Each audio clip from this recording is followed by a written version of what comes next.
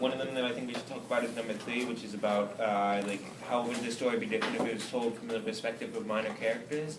And for me, I'm thinking that it sort of is told from minor characters, but they become major characters throughout the story. Like Percival started off as just a guy on the street that was really poor, but then he ended up becoming one of the people to get the Holy Grail. So it sort of does tell it from a lot of different perspectives.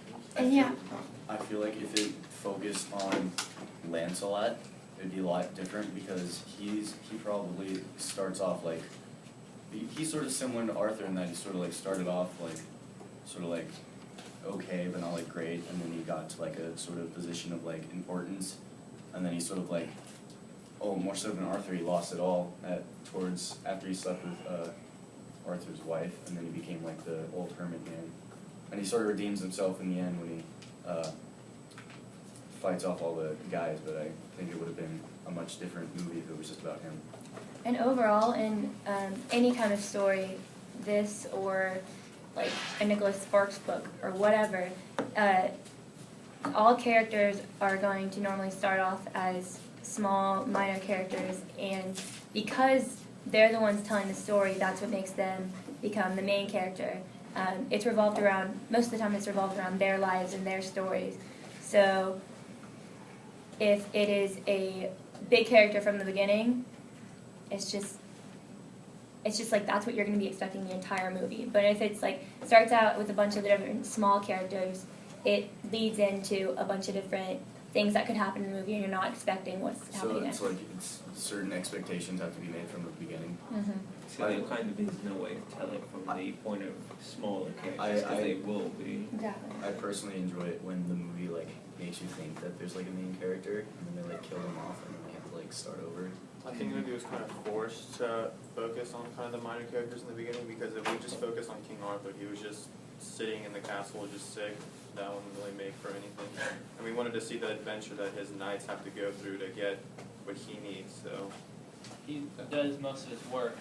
He sends his knights somewhere, and he just stays there. His knights go and do all the work. They go find the Holy Grail.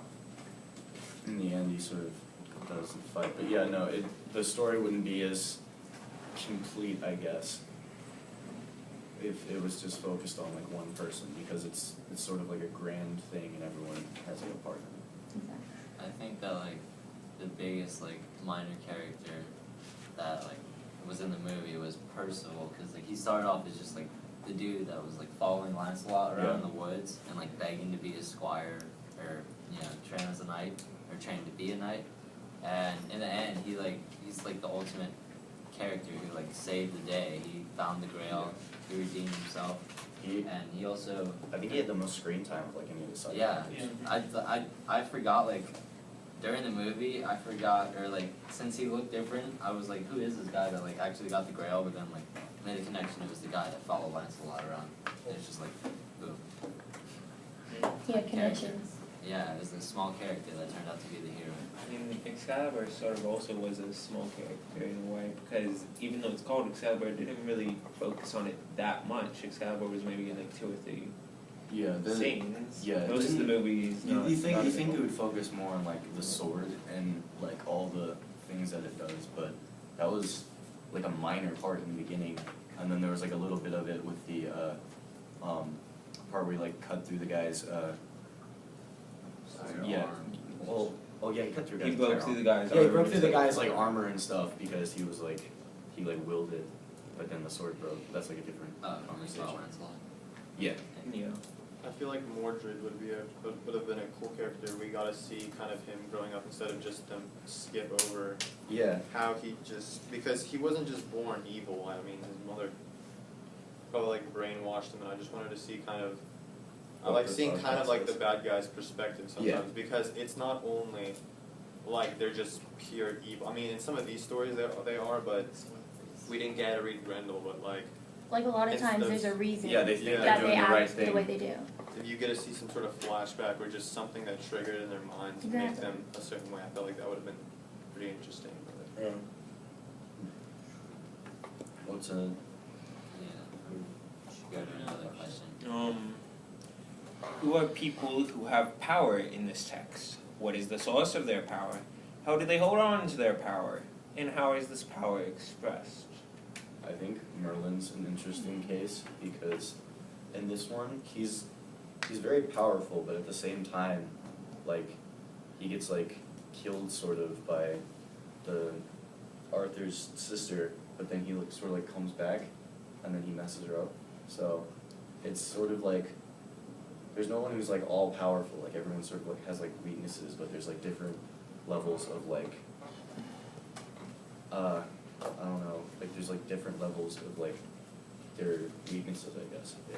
I feel like the most powerful characters are kind of the weakest one, or at least that seem to be the weakest. Like how we were talking about, the minor characters became the big ones because they were the ones in charge. So They're overlooked and they're not thought of as someone that has the strength to overcome something. It's funny, the ones with all the magic and magical prowess are usually reduced to just like, Yeah, oh, we're gonna make a fog so that the knights can go in and slash stuff with the sword, as opposed to like summoning this or that. So I feel kind of the people with the power are the ones that exert their influence on stuff. Like Excalibur, it just has the impact on people in more than he doesn't have to actually do something to somebody. He just has to make them think something. So you would consider Excalibur the sword to be a character? Yes, because it does. Since it has that reputation, that's what gives it the power almost. Even though it does have power itself, its reputation is more powerful. Yeah. Because it did like end up causing some of the people at the beginning when he pulled it out. They were like, "No, we don't want to do this." But then they're like, "Are you mad? It's Excalibur. Come on, you have to do it."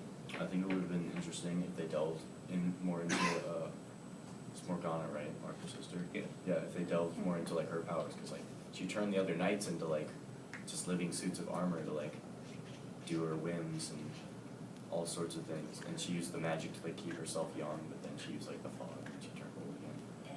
Yeah, the Japanese one. That was, I wanna know where Merlin went at the end when he like did like the Batman thing. It was like He disappeared. That was off hilarious. into a That was black pretty hole. funny. I think I like lost it when I saw that. Brandon, you should make a sequel. Sequel to A sequel to Excalibur and show what happens next okay. and where Merlin went. Okay. Okay? Cool. He What do turned you think like, is he's the like source he's there? like Obi-Wan, What do you It's think the is like the Force. source of their power? the Force. Their influence. Their influence is going to be a big source of power in a society, just as influence in our society is going to be a big source of power. Like somebody who is looked at as a higher being or someone that people are going to look up to, that's just power in itself. People are going to want to please them. People are going to want to do what they say. People are going to want to act like them. People are going to want to do anything to be around them or to work for them. And so a lot of times I think that's going to affect Go ahead, the Nikki. Like that goes back to like in the Merlin story where like Merlin told how the only way to destroy is like they're just gonna forget about her. Like wasn't that Morgana? There's Yeah. like way to destroy her was just to completely give her no influence whatsoever. So influence is definitely like the source of her power. Like what you don't know can't hurt you, kind of. I think with the influence thing, I'm pretty sure like the fog that they used all the time was like the only thing that it did was like influence people to like see things that weren't really there. Like in the beginning, it made everyone think that somebody was the king, so he could like go in there and like sleep with the woman, and then he can see Arthur. And then the other one, they made the fog to like confuse everyone. So. I have a question for you guys. Do you think that because this was an actual story, do you think that the magic that they wrote about, when they wrote it, do you think they meant it literally, like back then, oh, there was actually magic, or do you think they meant it more metaphorically, like as in the power and the magic is really just influence over people? Yeah. I think it's probably more the metaphorically thing because this was obviously like after Christ and everything, and a lot of the Bible says stuff a lot of times metaphorically as well. It talks about how I'm trying to think of an example. There are too many to even like pick one out, but it like talks about stuff like metaphorically all the time, and people take it so literal and so seriously they can't even understand what it's trying to say. And I feel like that's how this was written a lot of the time too. Yeah, how just the way that you do it is almost more important than if you do it sometimes. That just deciding to do it isn't enough. You have to do it a very specific way in order to get it to happen. It has to be very precise.